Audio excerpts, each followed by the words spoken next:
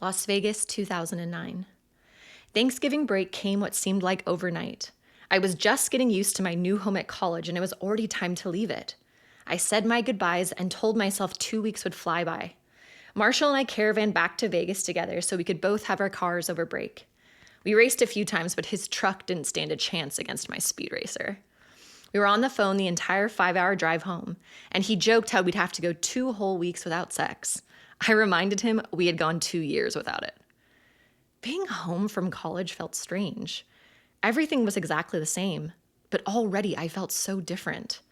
I spent most of my days hanging with Marshall and soaking in the jacuzzi by night. My brother used to joke that it could be 100 degrees outside and it wouldn't stop me from jacuzziing. And he was right. I loved water in any form, pool, hot tub, ocean, bath. But the jacuzzi was my sanctuary. I loved how the roar of the jets drowned out my overactive mind. I would sit there for hours staring up at our enormous house. It reminded me of a dollhouse, and all the large windows made seeing it effortless. Mom could always be found in the kitchen, cooking or tidying. Dad was always watching TV in the living room, and my brother was always out of sight at practice or in the basement. From the outside, everything looked perfect. Everyone playing their part in a quiet little scene. The double-pane windows contained more than just the TV's sound. It also masked the sound of my parents' frequent fights. Growing up in our tiny house, I used to have to endure their fights happening in the next room, frequently hiding under my bed with the covers clamped to my ears, trying to drown out the noise. At least in the big house, I had the jacuzzi as my refuge. And they say money can't buy happiness. Thanksgiving was a Stone family favorite because, contrary to our superficial values, we all love to eat. Mom always said that emotional eating ran in the family. Lucky me. After helping Mom cook all day as the boys watched sports, it was a typical night of pleasantries and stuffing our faces with turkey, mashed potatoes, and cranberry. We talked about college, and even though Mom offered me a little bit of wine with dinner for the first time in history, I stuck with my Martinellis in a champagne glass. I loved the sweet bubbles. Mom and Dad seemed closer somehow. I thought for sure they would split up the second I left for school. Dad had been sleeping in the guest room for as long as I could remember. Mom said it was because of his snoring, but I never bought it. Maybe them being empty nesters would be good for them. I hoped so. What movie do you guys want to watch after dinner? Mom asked. We were huge movie people. So much so we had a theater in our basement, complete with a popcorn machine, velvet curtains, 3 levels of recliners, and retro movie posters like Wall Street and, you guessed it, Titanic. I'm down for anything, but we have to watch it soon because we are going to a party later, I said, looking at my brother. It would be my first party where I knew how to play beer pong, and I was excited to show off my skills. Okay, you two party animals, let's help Mom clear the table first. Dad smiled, his eyes filled with quiet pride. Neither he or Mom had finished college, so seeing both of his children at such prestigious schools filled him with a deep, unspoken joy. I loved it.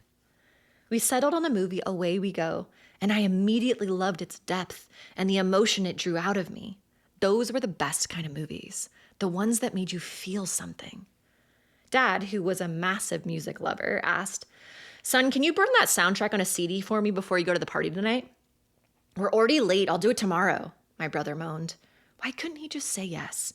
We all knew that one way or another, Dad always got what he wanted. "It'll take you 5 minutes, and I don't ask you to do much around here," Dad said, raising his voice with a familiar edge. Mom and I looked at each other and at the open beer can next to Dad. After that night, we had to hide at the hotel. Mom gave Dad an ultimatum. Get sober or she was leaving him. And he did. He got sober for almost a decade. But the drinking slipped in again socially when we got to high school. Even one beer had our dogs hiding from my dad. "Seriously, can't I just wait until tomorrow, Dad?" my brother replied. I couldn't believe how he always talked back. Dad stood. "Don't talk back to me. Who bought you that truck you're planning to drive to the party?" "Here we go," my brother shook his head. "When will you get it through your head that everything you have in this world," Dad's dramatic Italian hand gestures were all over the place, "is because of me. So when I ask you to do something, you do it and you do it gladly." I'm so sick of this shit. My brother stormed out of the theater. Dad grabbed his upper arm hard enough to bruise and said in a low decree, "You are not leaving this house until I get that CD. I'm not a little boy anymore and you don't scare me." my brother dared. A flash of me getting the belt when I was 9 flickered in my mind. I held my breath, willing my brother to shut the hell up. Dad tightened his grip, and my brother gritted his teeth. We'll see about that, big man. Dad released his arm, and my brother stomped off, slamming the bedroom door behind him. Ungrateful little shit, Dad mumbled. I knew my brother wouldn't make the CD, and now Mom would have to deal with a pissed-off Dad. I'd fix it for all of us. Dad, I'll make you the CD. Dad tilted his head at me. I never spoke up when he was in one of his moods. My whole life was spent walking on eggshells. But having lived out of this house for a few months, I felt braver. It's not about the CD, honey, Dad sighed. It's about respect.